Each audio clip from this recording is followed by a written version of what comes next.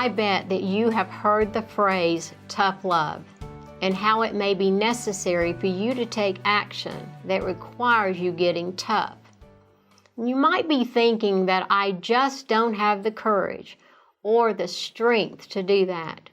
So in this segment, let's take a look at what tough love really means and what actions you do need to take towards solving this problem.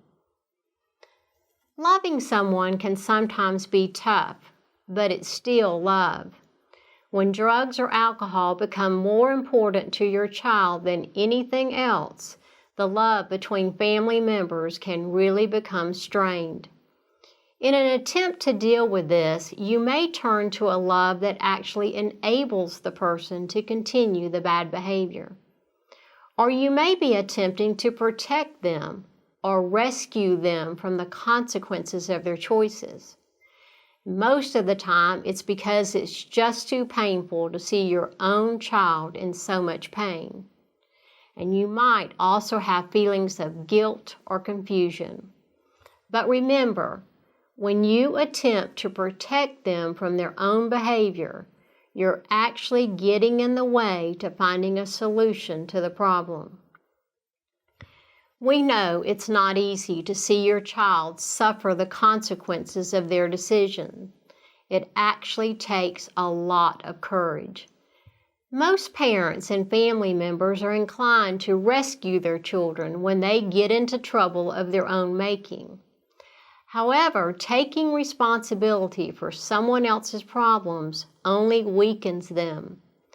When parents don't allow their children to suffer the consequences of their actions, they cripple them emotionally. And also, the child is not given the opportunity to learn from his or her mistakes. When that happens, you take away the child's ability to overcome their problems on their own. The toughest part of this kind of love is taking the action necessary to draw a line in the sand and set some firm boundaries or limits on the bad behaviors that you're probably dealing with. Making these difficult decisions is a process that gets somewhat easier with time. It did for me. I initially tried to rescue or protect my own son, but the situation only continued to get worse. As he spiraled more out of control due to the drugs and alcohol, I knew I had to take more firm, direct action by giving him two specific options. He could either get into treatment or he had to leave our home. The goal was to convince him in a firm but loving way that there was a need for change now. It's important to have some clear-cut consequences when you find yourself at that point.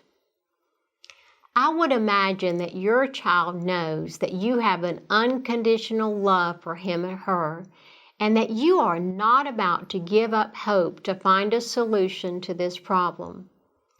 Deep down, my son knew that he needed help, and I would bet that your teenager does too. It's important that your teenager feel your support communicated in a calm, supportive, but direct way. Take the time to listen, and listen. Notice that I said that 3 times to emphasize the importance of just listening. Remember our segment on normal thinking doesn't apply? Well, our normal style of communicating often fails in this situation too. When you just listen, you affirm that your child has something important to say. Communicating with your teen is often difficult under normal circumstances, much less when you're concerned with drug and alcohol problems. If you're willing to give them your undivided attention, they may begin to open up and share. So it's not really about getting tough. It's actually about having the courage to make the right decision at the right time. It's also about having the courage to change your reactions. When you can be completely honest about what is happening in your home and with your child, you find that you can and will make the right decision. Maintaining the courage to allow natural consequences to occur without intervening is the kind of love that we are talking about. So what do we mean by this kind of love? It means making decisions and sticking to them, no matter how much your teenager pleads or tries to manipulate you. With this love, you require them to take full responsibility for their actions. Sometimes discipline with love requires a stern, unsentimental manner to promote responsible behavior. The last thing that I want to talk about in this segment is actually about taking care of you. It is so important not to neglect your own needs and emotions. Love yourself enough to talk to someone and get support. Keeping yourself safe is important too.